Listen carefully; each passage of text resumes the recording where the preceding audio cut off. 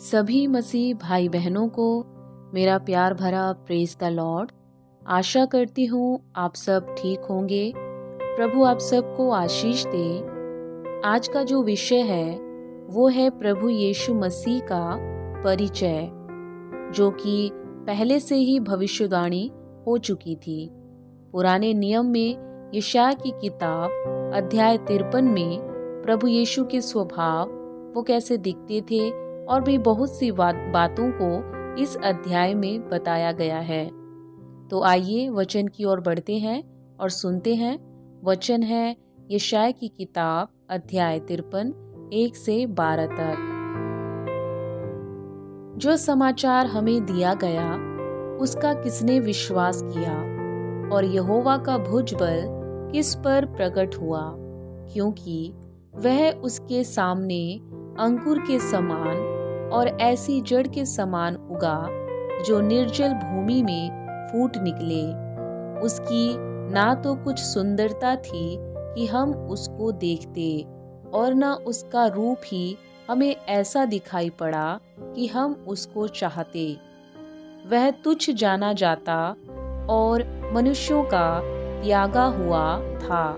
वह दुखी पुरुष था, रोग से उसकी जान पहचान थी और लोग उससे मुख फेर लेते थे। वह तुच्छ जाना गया और हमने उसका मूल्य ना जाना। निश्चय उसने हमारे रोगों को सह लिया और हमारे ही दुखों को उठा लिया।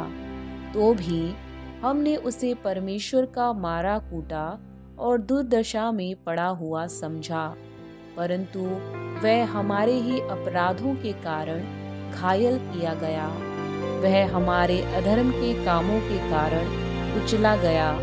हमारी ही शांति के लिए उस पर ताड़ना पड़ी कि उसके कोड़े खाने से हम लोग चंगे हो जाएं। हम तो सब के सब भेड़ों के समान भटक गए थे। हम में से हर एक ने अपना अपना मार्ग लिया, और यहोवा ने हम सबों के अधर्म का बोझ उसी पर लाद दिया।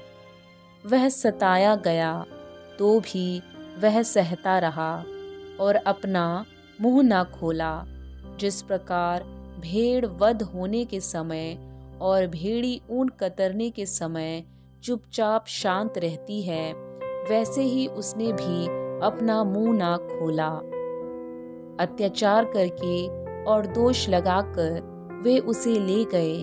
उस समय के लोगों में से किसने इस पर ध्यान दिया कि वह जीवितों के बीच में से उठा लिया गया।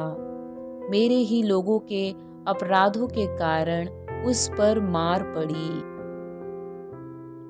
उसकी कब्र भी दुष्टों के संग ठहराई गई, और मृत्यु के समय वह धनवान का संगी हुआ।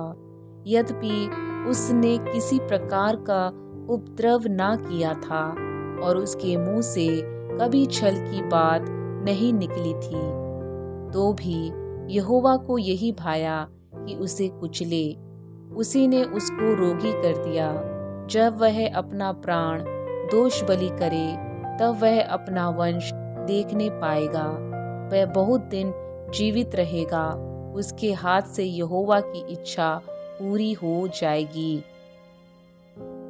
वह अपने प्राणों का दुख उठाकर उसे देखेगा और तृप्त होगा।